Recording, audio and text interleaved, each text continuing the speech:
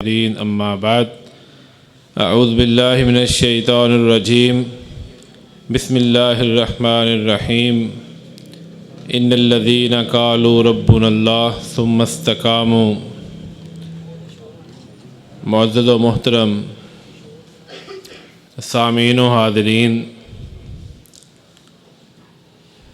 میں مبارکباد پیش کرنا چاہوں گا مرکزی جمعیت اہل حدیث اور اہل حدیث یوتھ فورس سٹی شیخو پورہ کے ذمہ داران، کارکنان اور وابستگان کو کہ جنہوں نے اس ماہ مقدس، ماہ غفران، رحمتوں برکتوں کی ان مقدس گھڑیوں میں اس عظیم الشان مجلس کا اہتمام کیا ہے۔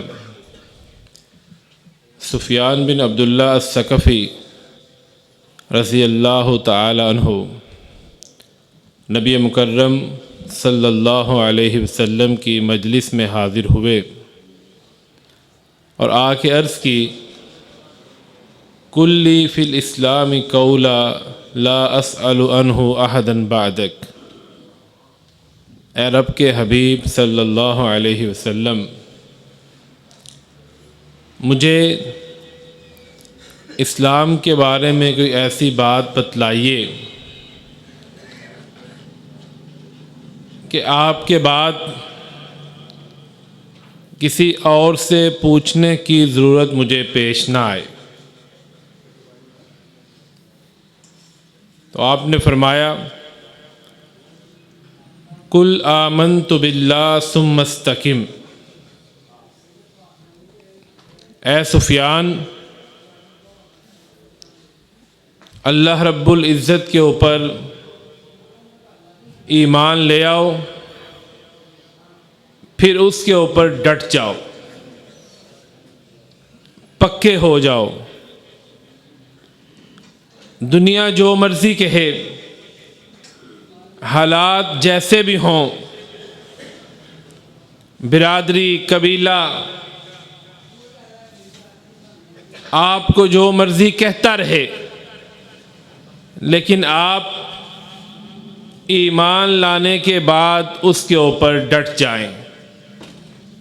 استقامت، ڈٹ جانا، ایمان لانے کے بعد ہر قسم کی آزمائشوں کو برداشت کرنا، لیکن اپنے موقف سے نہ ہٹنا، یہی ایک کامل اور اکمل مومن کی نشانی ہے۔ نبی مکرم صلی اللہ علیہ وسلم سے صحابہ کرام نے سوال کیا، اے اللہ کے نبی علیہ السلام، آپ کی داڑھی مبارک میں چند بال سفید ہو چکے ہیں۔ تو آپ نے فرمایا، شیبتنی الواقعۃ والہود۔ اے میرے صحابہ، سورہ واقعہ اور ہود نے مجھے بوڑھا کر دیا ہے۔ بلکہ ان دو صورتوں نے نہیں، قرآن کریم کے ان چند الفاظ نے، فاستقم کما امرت۔ اے حبیب، آپ کو جس چیز کا حکم دیا گیا ہے،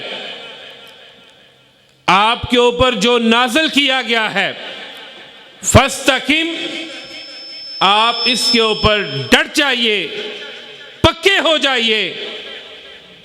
اور یہی ایک مومن کی شان ہے۔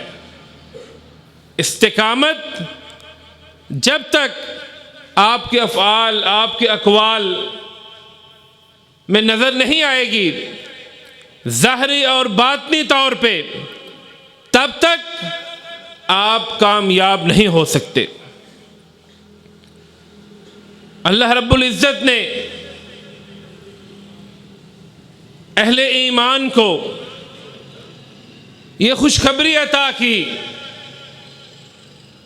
کہ جن لوگوں نے اللہ تعالیٰ کو اپنا رب مانا، خالق مانا، مالک مانا، پھر اس کے بعد اس کے اوپر ڈٹ کے تکلیفیں آئیں، مصیبتیں آئیں، آزمائشیں آئیں، لیکن ان کے پائے استقلال میں لرزش نہ آئی، اللہ تعالیٰ نے انہیں یہ بشارت عطا کی کہ جب وہ استقامت اختیار کر لیتے ہیں اللہ تعالیٰ ان کے لیے اپنے فرشتوں کو نازل کر دیتا ہے۔ اور کیا خوب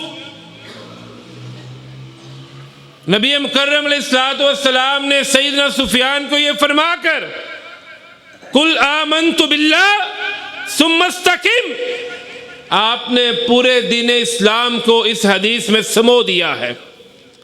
قل آمنت باللہ کہ اللہ کے اوپر ایمان لے آؤ اور اس کے بعد اس کے اوپر ڈٹ جاؤ۔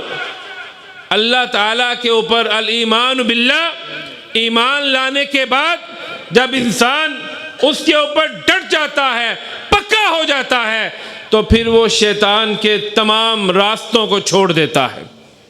جیسا کہ عبداللہ ابن مسعود رضی اللہ تعالیٰ عنہ بیان کرتے ہیں، کائنات کے امام محمد الرسول اللہ صلی اللہ علیہ وسلم نے ایک لائن کھینچی اور آپ نے فرمایا ھذا سبیل اللہ، اے میرے صحابہ یہ اللہ کا راستہ ہے۔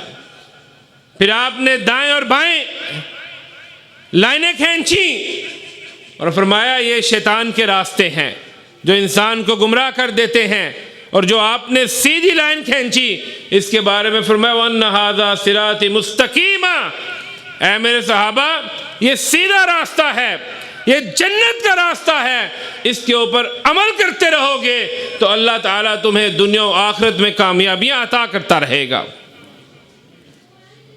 اور ہم نماز میں دن میں 5 مرتبہ اللہ تعالیٰ سے اسی استقامت والے راستے کی دعا کرتے ہیں، اہدنا الصراط المستقیم، اے اللہ ہمیں سیدھے راستے کی طرف ہماری رہنمائی فرما، اے اللہ ہمیں اس راستے کے اوپر گامزن کر دے۔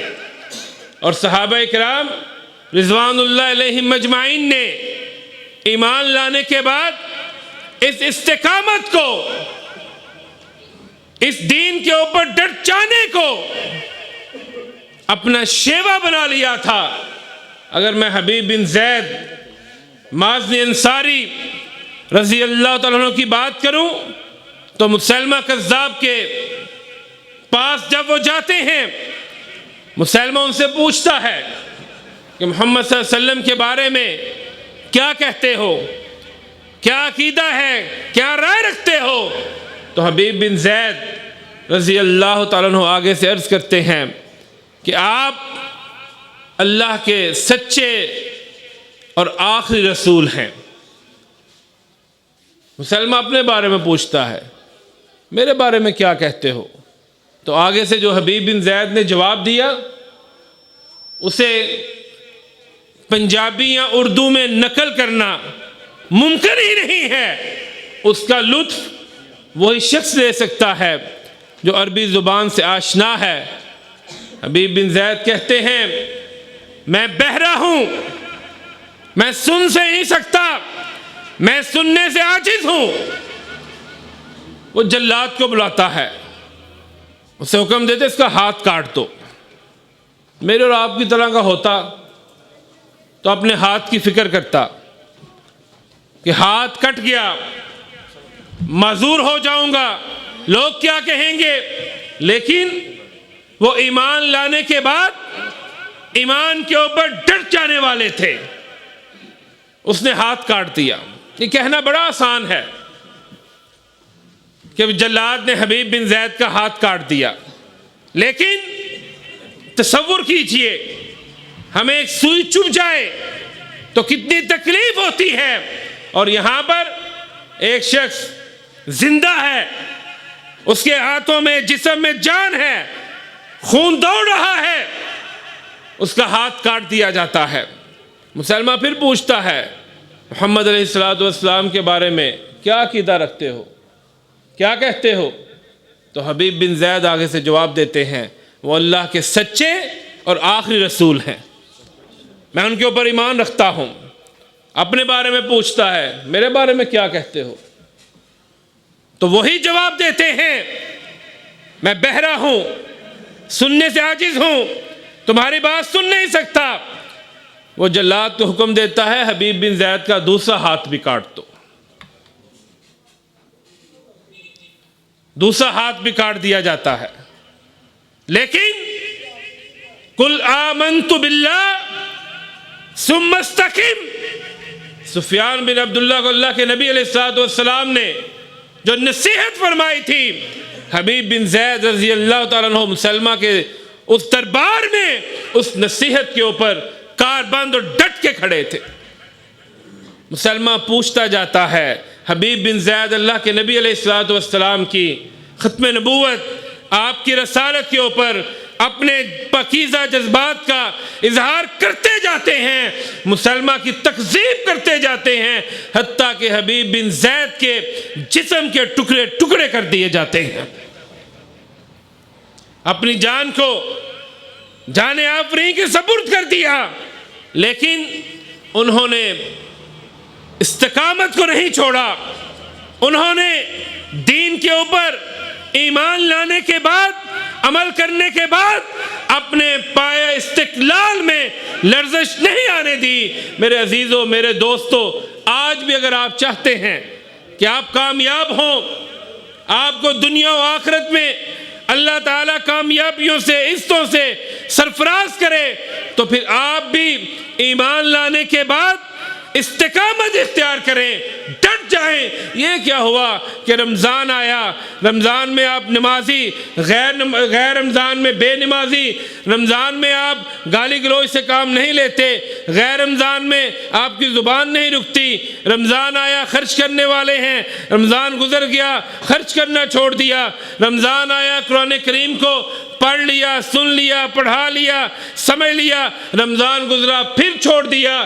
آپ مومن ایمان لانے کے بعد اس کی پوری زندگی ایک نہج کے اوپر، طریقے کے اوپر، اعتدال کے ساتھ چلتی رہتی ہے۔ وہ کبھی بھی اپنے آپ کو یہ محسوس نہیں کرنے دیتا کہ میں ظاہری طور پہ تو ایمان لے آیا ہوں، ظاہری طور پہ نماز پڑھتا ہوں، ظاہری طور پہ عبادت کرتا ہوں، بلکہ وہ باطنی طور پہ بھی اتنا ہی اللہ رب العزت کے احکامات، نبی مکرم علیہ الصلوۃ والسلام کے لائے ہوئے اس دین کو، آپ کی سنت کو، آپ کی حدیث کو اتنی اہمیت دیتا ہے جتنی وہ ظاہری طور پہ دیتا ہے۔ اور یہ تبھی ممکن ہے جب آپ استقامت کے، ڈٹ جانے کے، مضبوطی کے ساتھ جو معانی ہیں، مطالب ہیں، مفاہیم ہیں، ان کو سمجھیے۔ جب تک آپ استقامت اختیار نہیں کریں گے، تب تک آپ کو کامیابی، کامرانی نہیں ملے گی۔ یہ آپ کو تبھی ملے گی جب آپ بلال، صہیب، عمار، سمیہ، آل یاسر کی طرح ڈٹ جائیں گے، جن کے بارے میں کائنات کے امام نے فرمایا تھا، اصبروا آل یاسر ان موعدکم الجنہ، آل یاسر صبر کرو، صبر کرو، اللہ نے تمہارے ساتھ جنت کا وعدہ کیا ہے۔